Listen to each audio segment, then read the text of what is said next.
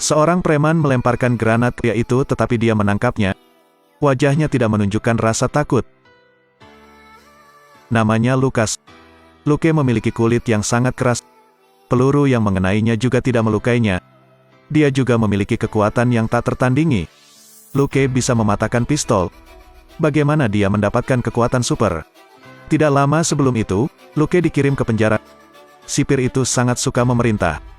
Tapi Luke tidak takut padanya. Akibatnya, Luke didisiplinkan untuk sebuah pertandingan. Dokter melihat bahwa Luke akan mati, jadi dia menggunakannya sebagai percobaan. Saat ini, sipir datang ke sana. Dia melangkah maju, menaikkan suhu mesin ke tingkat tertinggi. Dia ingin mengalahkan Luke. Tapi sebuah insiden terjadi. Sipir dan dokter keduanya tewas dalam ledakan itu. Tapi Luke secara ajaib selamat. Luka di tubuhnya sudah sembuh total. Terlebih lagi, tangan Luke penuh energi. Dia meninju dan memecahkan dinding. Tapi tangan Luke tidak terluka. Luke baru saja menembus dinding penjara. Kemudian dia melarikan diri dari penjara. Agar tidak diperhatikan oleh orang lain, Luke pergi bekerja di toko tukang cukur milik Henry. Suatu malam, beberapa preman masuk ke sebuah restoran Cina. Mereka memaksa pemilik dan istrinya untuk menyerahkan uang tersebut. Saat ini, Luke baru saja lewat.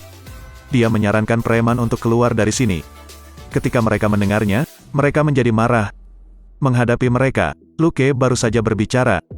Jika kamu tidak pergi, aku akan membunuh kalian. Begitu dia selesai berbicara, salah satu dari mereka menyerang dengan tongkat.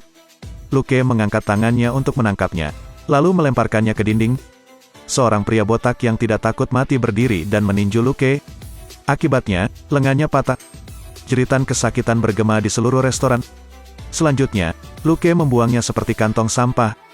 Ketika kaki tangannya melihat ini, mereka melepaskan tembakan. Tapi preman lainnya tertegun. Luke tidak hanya terluka, tetapi dia juga terkena peluru. Apakah kamu ingin mencoba? Aku tidak mengenal mereka. Pada titik ini, Luke tidak tahu bahwa dia telah menyebabkan orang yang salah. Dia dengan cepat dibalas oleh musuh. Pria ini mendobrak pintu mobil. Kemudian dia menyerbu ke wilayah gangster. Dia ingin menghancurkan orang-orang ini. Karena sahabatnya dibunuh oleh mereka. Sehari yang lalu, beberapa preman datang ke tempat pangkas rambut tempat Luke bekerja. Pemimpin utamanya adalah Cornell, bos geng tersebut. Preman yang datang ke restoran adalah juniornya. Dia memperingatkan Luke untuk tidak peduli lagi. Mereka kemudian pergi tetapi dipanggil kembali oleh Luke. Karena Cornell belum membayar, para juniornya mencemooh melemparkan uang ke tanah. Kali ini Luke dalam masalah. Malam itu, sekelompok preman gila memasuki toko tukang cukur. Meskipun Luke segera memblokir putranya Henry. Namun sayangnya Henry terkena peluru. Untuk melindungi bocah itu, Luke hanya bisa berpura-pura mati. Preman memasuki toko tukang cukur untuk memeriksa.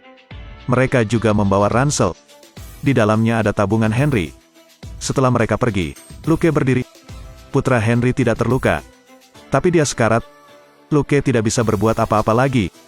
Pada akhirnya, dia hanya bisa melihat sahabatnya pergi. Setelah itu, Luke sendirian pergi ke tempat Cornell. Dalam perjalanan, dia juga menggunakan pintu mobil untuk menindas satu orang. Luke meninju dinding dan mengeluarkan batang besi. Preman itu seperti semut. Luke mengambil sofa dan melemparkannya ke arah mereka. Para preman dikalahkan sekaligus.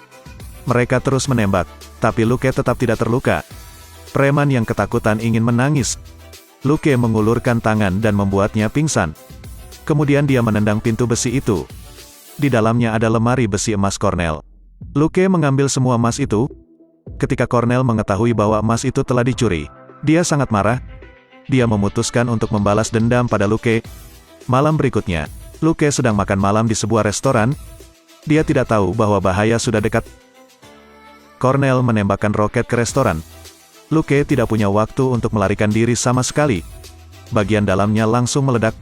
Restoran berubah menjadi reruntuhan. Melihat seluruh bangunan runtuh, Cornell tertawa. Truk pemadam kebakaran tiba dengan cepat. Seluruh rumah berubah menjadi puing-puing. Sheriff percaya tidak ada yang selamat dalam ledakan itu. Tapi kali ini, tinju muncul dari reruntuhan. Ternyata Luke belum mati. Dia bahkan menyelamatkan pemilik restoran. Semua orang sangat terkejut. Keesokan harinya, Luke masuk ke rumah Cornell. Beberapa junior langsung mengepung. Salah satu penembak menembak Luke, Tetapi peluru itu balas menembak. Melihat Luke tidak terluka, Cornell pun heran. Luke memperingatkannya bahwa jika dia mengacaukannya lagi, dia akan mati. Cornell tidak pernah begitu terintimidasi. Dia segera ingin menjatuhkan matanya keluar. Jika dia tidak bisa membunuh Luke, dia akan malu. Jadi Cornell menghabiskan banyak uang untuk memesan senjata gaya baru. Amunisi senjata ini sangat kuat. Itu bisa melewati seluruh bumi. Apalagi setelah masuk ke dalam tubuh akan meledak untuk kedua kalinya. Setelah tembakan percobaan, Cornell sangat puas. Malam itu, Luke dan Claire sedang berjalan-jalan. Tiba-tiba seorang pria mengarahkan pistol ke Luke. Orang itu adalah Cornell. Dan pistol di tangannya adalah tipe baru. Setelah suara tembakan terdengar, Luke mendapati dirinya berdarah.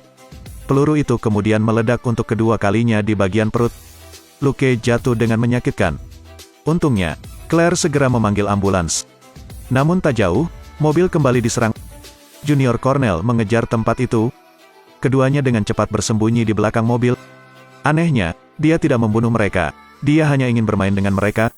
Kemudian keduanya menemukan sebuah klinik. Claire mengandalkan pengalaman dokter hewannya untuk membantu Luke. Tapi pisau itu tidak bisa memotong kulit. Jadi Luke harus mengeluarkan pelurunya sendiri. Akibat penikamannya, pisau itu bengkok.